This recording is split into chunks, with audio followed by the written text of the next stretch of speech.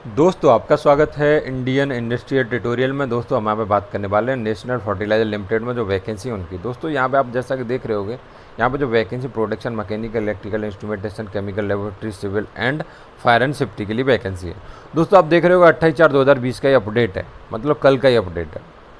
इसके बारे में पूरा जानकारी ले लेंगे। उससे पहले दोस्तों मैं आपको बता दूं कि हम यहाँ पे बहुत सारी वैकेंसी रिक्रूटमेंट्स कंटिन्यूस लाते रहते हैं। अगर आप चाहते हैं आपको vacancy recruitment time to time मिलते रहे तो चैनल को कर लो सब्सक्राइब, बेल आइकन को प्रेस करके ऑल सेलेक्ट कर लो, जिससे आपको सारे के सारे नोटिफिकेशन टाइम टू टाइम मिलते रहें। तो दोस्तों आप जैसा देख रहे हो यहाँ पे वैकेंसी बहुत सारी हैं। जैसे प्रोडक्शन डिपार्टमेंट में मल्टीपल डिपार्टमेंट के लिए वैकेंसी है। मैं आपको सीधी सीधी भाषा में कहूँ तो दोस्तों यहाँ पर जैसे कि प्रोडक्शन की बात करूँ तो दोस्तों इंजीनियर मैनेजर्स के लिए दोनों में वैकेंसी है। इंजीनियर्स के लिए एक वैकेंसी जो अनरिजर्व है, और मैनेजर्स के लिए 16 वैकेंसी है, जिसमें से 8 दोस्तों अनरिजर्व में, 2 एससी के लिए, 1 एसटी के लिए, 4 ओबीसी के लिए, ईडब्ल्यूएस के लिए 1 वैकेंसी है।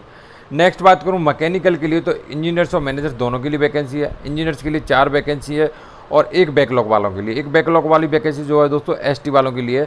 4 वैकेंसी दोस्तों 3 अनरिजर्व में, 1 ओबीसी कैटेगरी के लिए। ठीक है।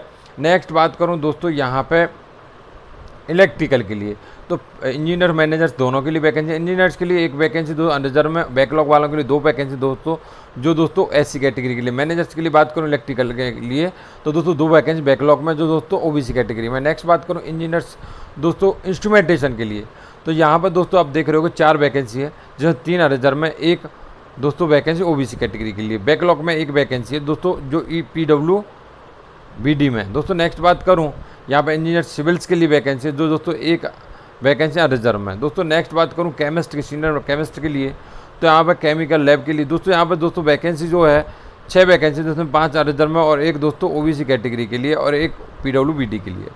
नेक्स्ट बात करूँ दोस्तों यहाँ पर इंजीनियर्स के लिए तो यहाँ पर फायर सेफ्टी के लिए जो वैकेंसी है 1 है, जो अनरिजर्व में। दोस्तों टोटल मिला के 52 वैकेंसी हो रही है, आप देख सकते हो। तो यहाँ पर और भी क्राइटेरिया क्या क्या वो भी बात कर लेते हैं हम लोग। तो यहाँ पे आपका जो भी आपका प्लेसमेंट है, जो भी चीज़ें हैं वो दी हुई हैं कि भाई क्या क्या रहेगा यहाँ पे, प्लेसमेंट प्रोसेस क्या क्या रहेगा, सारी चीज़ें बताई गई हैं कि क्या क्या होगा। तो वो चीज़ें अच्छे से आपको पढ़नी है, मैं आपको पूरी जानकारी दूंगा, यहाँ पे बने रहिए लास्ट तक। तो यहाँ पर जो आपका एक्सपीरियंस है वो 31/3/2020 के हिसाब से काउंट किया जाएगा, पहले ही बता दिया जाता है। दोस्तों यहाँ पर जैसे बात कर लूँ कि इंजीनियर्स के लिए क्वालिफिकेशन क्या चाहिए, मैनेजर्स के लिए क्वालिफिकेशन क्या चाहिए प्रोडक्शन में, तो यहाँ पर रिलेटिव जो क्वालिफिकेशन है और आपका जो वर्क एक्सपीरियंस है जो भी रिलेटिव है वो सेम ही है डिपार्टमेंट वाइज। जैसे कि यहाँ मैं बात करूँ प्रोडक्शन के लिए तो मिनिमम क्वालिफिकेशन 60% मार्क्स हैं, engineering degree BTech BSc engineering, chemical engineering, chemical technology, या आपके पास AMI केमिकल इंजीनियरिंग है तो भी आप अप्लाई कर सकते हैं। यहाँ पे इंजीनियर्स के लिए 30 ईयर एज लिमिट रखा गया और मैनेजर्स के लिए 45 ईयर एज लिमिट सभी कैटेगरी में। और यहाँ पर दोस्तों आपका देखो बताया गया कि एक्सपीरियंस आपका urea, ammonia, fertiliser complex, continuous chemical plant का, पेट्रोकेमिकल इंडस्ट्री का है तो चलेगा। अगर आप इंजीनियर में किसी भी में तो 1 साल का एक्सपीरियंस चाहिए, अगर मैनेजर्स में 9 साल का एक्सपीरियंस चाहिए। सब भी चाहे प्रोडक्शन में हो या मेंटेनेंस में हो या इलेक्ट्रिकल में, आपको पहले ही बता देता हूँ।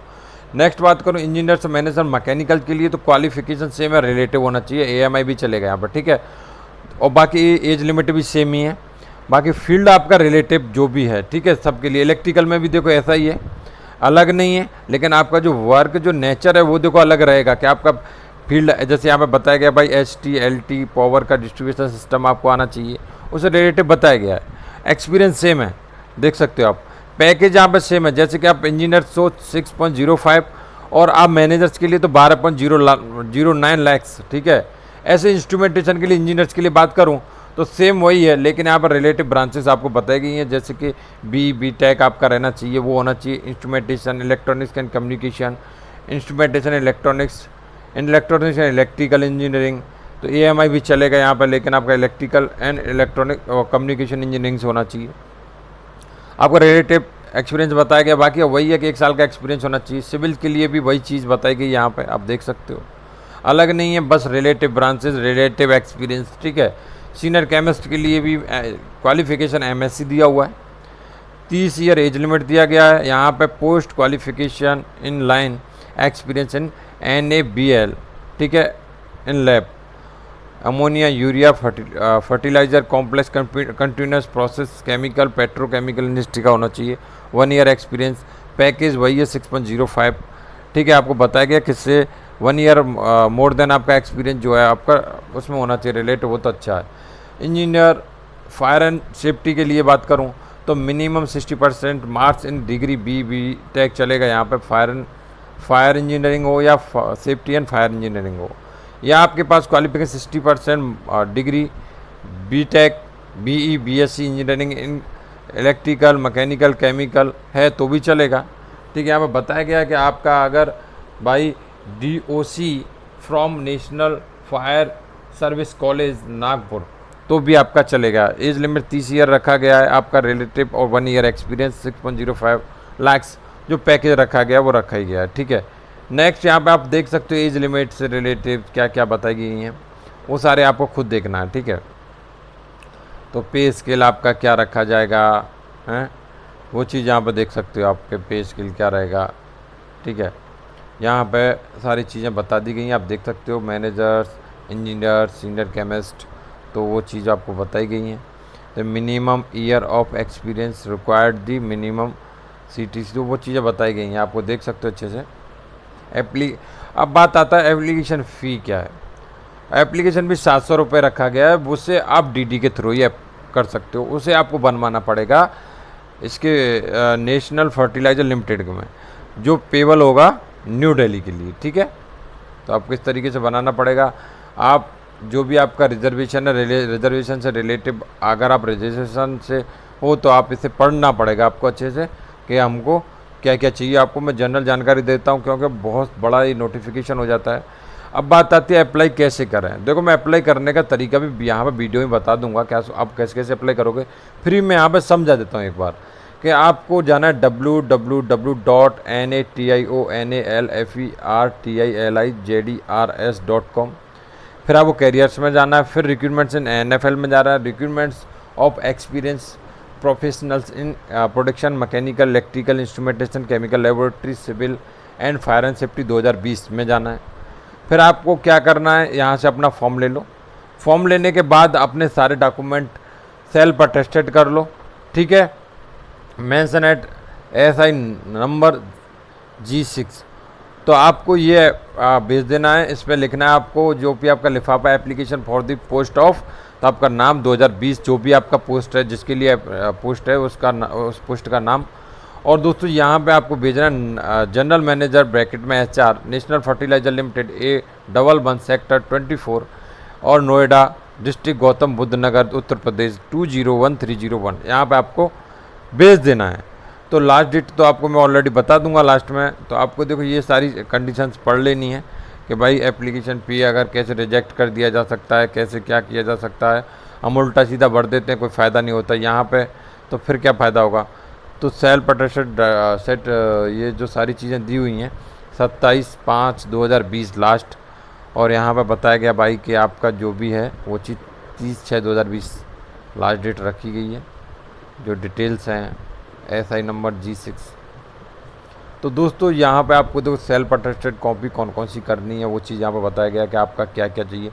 तो 10th का आपका जो भी सर्टिफिकेट है वो बर्थ सर्टिफिकेट, फिर आपका मार्कशीट जो है वो 10 की, फिर आपका पे स्केल है वो आपको करना है, जो भी एक्सपीरियंस रिलेटिव वो करना है आपको, कैश सर्टिफिकेट करना है PWD कैटेगरी में हो तो वो आपको करना है, NOC है तो वो आपको करना है, एप्लीकेशन फ़ी DD भी आपको करना है। ठीक है, और आपको जो आपका ID प्रूफ है वो भी आपको सेल्फ अटेस्टेड करके भेजना है, ये ध्यान रखें। अगर आपने ऐसा नहीं किया तो आपका एप्लीकेशन रिजेक्ट किया जा सकता है। एप्लीकेशन को लास्ट डेट पहुंचने की तारीख है 27/5/2020, आपको क्लियर कर दूं। ठीक है, फिर बाद में आप बोलो कि एक चीज़ यहाँ पे बताई गई बहुत अच्छी बढ़िया है कि अगर आप इस डिस्ट्रिक्ट से रहने वाले हो तो आप 3/6/2020 तक भेज सकते हो। देख सकते हो यहाँ पर डिस्ट्रिक्ट दी हुई हैं, तो वो डिस्ट्रिक्ट ठीक है। बाकी का आपको 27/5/2020 से पहले पहले भेज देना है। तो यहाँ पर देख लें, पढ़ लें। अच्छा ठीक है, आसाम मेघालय बहुत सारी दी हुई हैं, तो आप पढ़ लेना आपको। ठीक है, सिलेक्शन प्रोसेस क्या क्या है वो आपको देख लेना। सिलेक्शन प्रोसेस क्या क्या है, पहले आपको शॉर्ट लिस्ट कैसे किया जाएगा, फिर आपको कैसे यहाँ पे आपको कैसे शॉर्ट लिस्ट किया जाएगा। ठीक है, वो चीज़ आपको, तो आपको देखो यहाँ बताया गया है कि भाई आपका अगर पर्सनल इंटरव्यू का मार्क्स 50% काउंट किया जाएगा, ठीक है। वो चीज़ें सारी चीज़ें यहाँ पर बताई गई हैं, ठीक है। तो आपका इंटरव्यू बेस है, बेस आपका इंटरव्यू है। आपको किसके लिए आपको सेकंड एसी का दिया जाएगा, वो चीज़ आप पढ़ना पड़ेगा आपको अच्छे से, ठीक है। जनरल इंस्ट्रक्शंस हैं जो आपको पढ़नी है, इनको फॉलो करके ही आपको फॉर्म को फिल करना है, वरना आपका क्या होगा कि आप फॉर्म भर दोगे और आपका रिजेक्ट हो जाएगा।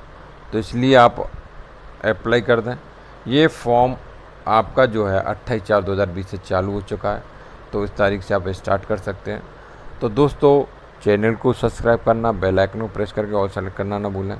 साथ ही साथ कमेंट बॉक्स में कमेंट करना ना भूलें, क्योंकि इससे हमें आगे वीडियो लाने के लिए थोड़ा सा। तो दोस्तों नेक्स्ट बात आती है कि फॉर्म किस टाइप का होगा, और इसके बाद मैं ये भी बताने वाला हूँ कि ये फॉर्म मिलेगा कहाँ, कैसे मिलेगा, वो सारी जानकारी देने वाला हूँ, तो आप बने रहिए। तो यहाँ पे इस तरीके का फॉर्म होगा, आपको फ़ोटो लगाना, अपना जिस पोस्ट के लिए अप्लाई कर रहे हो पोस्ट कोड डालना है, अपना सारा जो भी डिटेल्स है पर्सनल डिटेल्स डाल देनी है यहाँ पे, और आपको ये सारी डिटेल्स फिल करनी है, ठीक है। ये जितने भी डिटेल्स हैं तो वो सारी डिटेल्स लेगा, डीडी से रिलेटिव डिटेल्स ले सकते हैं आपकी जानकारी, आपकी क्वालिफ़िकेशंस क्या क्या हैं, आपको एक्सपीरियंस क्या क्या है, वो सारी डिटेल्स यहाँ पे मांगेंगे। तो आपको सारी डिटेल्स यहाँ पे फिल कर देनी है। एप्लीकेशन देखो, आपको रिलेटिव जो भी आपकी है वो चीज़ें आपको इसके लिए यहाँ पर डाल देनी है।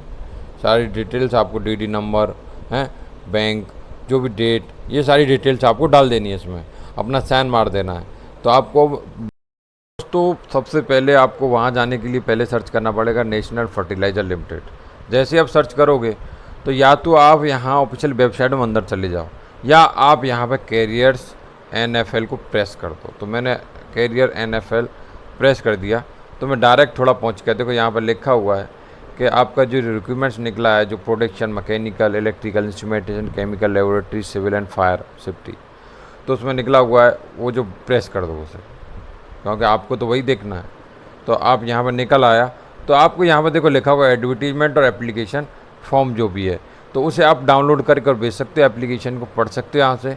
तो दोस्तों इस तरीके की जानकारी हम यहाँ पर लाते रहते हैं। चैनल को सब्सक्राइब करना, बेल आइकन को प्रेस करके ऑल सेलेक्ट करना, कमेंट करना ना भूलें।